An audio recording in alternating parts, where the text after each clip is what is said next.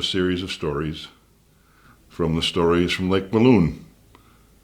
This is entitled Crossing the Stream, March 11th, 2022. At the end of the Great Lakes is a large red and white buoy signifying the main channel of the St. Lawrence River. The Pilar was in sight of that marker. It was the end of the world's greatest abundance of fresh, clean water.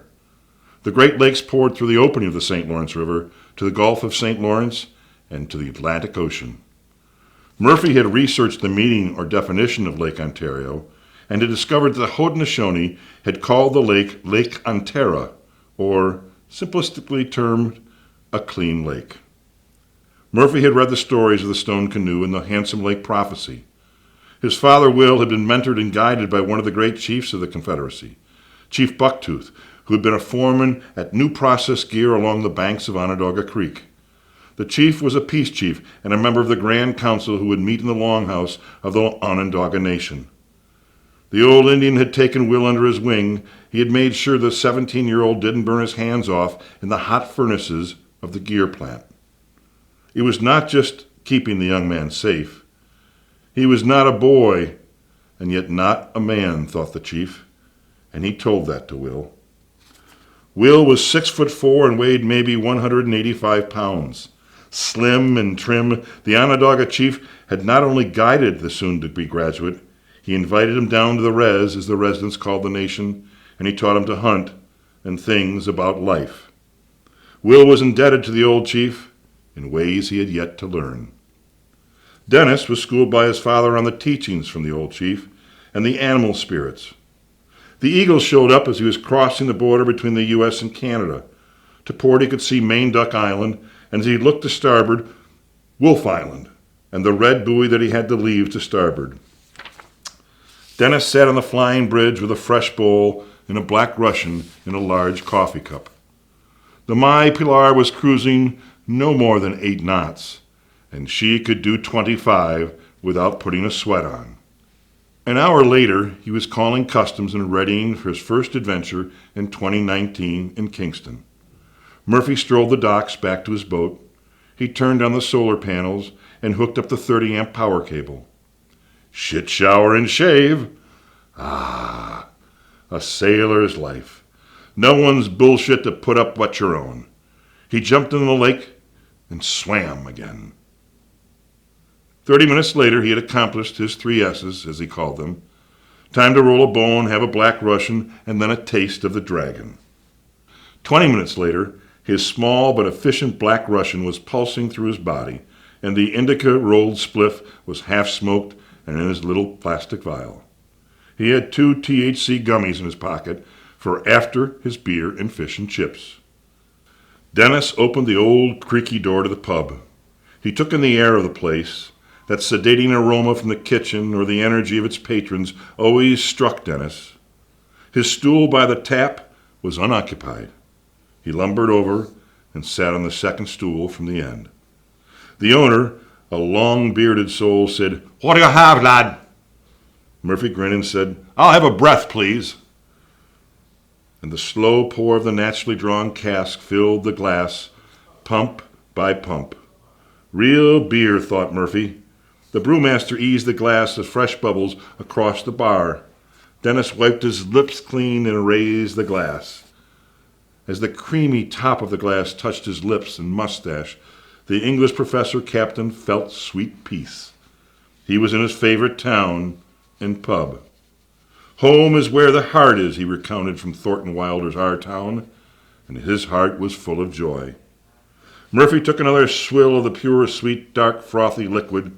He turned around to take in the entire scope of energy of the place. He noticed students and loving couples.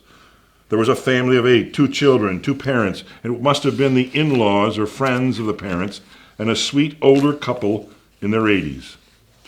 The door opened and his heart fluttered. There, standing in the doorway, was this brilliant glow of energy or aura. He saw blues, greens, strands of yellow and gold, and she walked into the light. This woman was maybe 5'4", but when she walked in a room, she commanded a look. She strode right up to the bar and sat next to Murphy.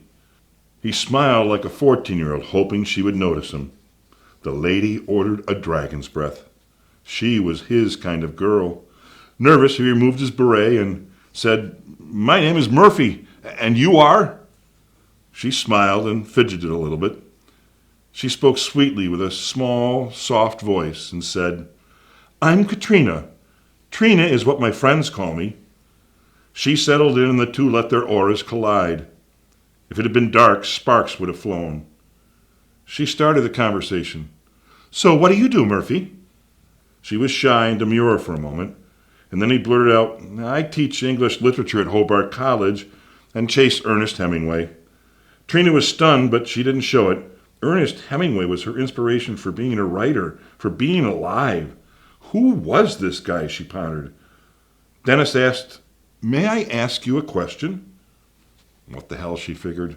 "Sure." He leaned in close and said, "What inspires you?" Katrina melted on the bar stool like a candle in the wind. "Who is this frickin' guy? Why did I walk in here tonight?" Dennis put his hand on her left leg and spoke. I think we may have actually met before." That melted the ice and warmed the moment. His hand had touched her. She had felt his energy, his touch, and it excited her. "So what's your story? You a fisherman or something?" Murphy leaned back and said no. He was just a lost soul on a journey having a beer and chips. Trina laughed and grabbed his right hand. It was electric and they both knew it. "What are you having for dinner, Murphy?"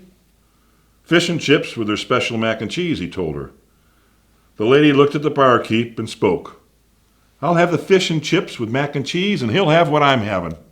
The evening was utopian, like Santana playing Black Magic Woman at Woodstock. Murphy had not been on a date with a woman since the days of his wife, and that fire had been extinguished. A new fire was burning. Dennis laid one of his old buddies, Bill's pickup lines on Trina. "So I'm a cannabis guy. Let's grab some dessert and go back to my boat, and I'll make some coffee and tell you my story." Jokingly, he said, "I have ether and duct tape, too, for fun." Trina slapped him lightly in a humorous way. "You silly boy!" It might not have been love at first sight, but it was love at first bite. You only live once in life, thought Dennis. They awoke the next morning entangled in a passion heap of flesh. She awoke first and tickled his left earlobe. "Duct tape and ether. I'll show you." Katrina kissed his neck, his ears, and his lips. The bear of a man rolled to his right and looked deep into her eyes. Murphy had found his first mate. Now he had to figure out how to keep her on the My Pilar. He kissed her again and said, "You sleep, princess. Sweet dreams, my lady." Chivalry was not dead. He stepped up through the companionway and filled a bowl. What was once lost is now found.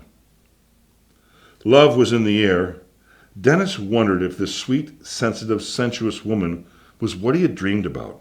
Dreamed of losing the innocence of that first moment a man meets a woman. Damn, life was good. Was she his muse, he wondered and prayed? Murphy's cell phone pinged. He had a text. He lit the owl's head bowl and pulled up the text. It was Jimmy, one of his students. The text read, "Chasing Ernie's trunk, happy face. X marks the spot. WTF, you told me to chase my dreams. I am." Murphy laughed and texted back, "You go, kid. Find the damn trunk and the stories no one's ever read." Jimmy texted back, "I'm sleeping tonight at Shakespeare's. I work here tomorrow from 10 to 2 p. Living my dream, THKU. Dennis was overjoyed. The kid was on the trail of the Holy Grail, and God willing, Jimmy would find it and find himself. Trina awakened. "Murphy, do you have any coffee, and where's that bowl?" she whispered. Murphy fixed a fresh cup of joe from the Keurig and slid into the bunk next to Trina. The comforter fell as she sat up, exposing her beautiful breasts. He lit the bowl and handed it to her. Trina drew in a long, slow toke, letting the smoke ease from her lungs. She took another sip and put the cup along the little shelf above the bee berth. She was ready to jump his bones again, and she did.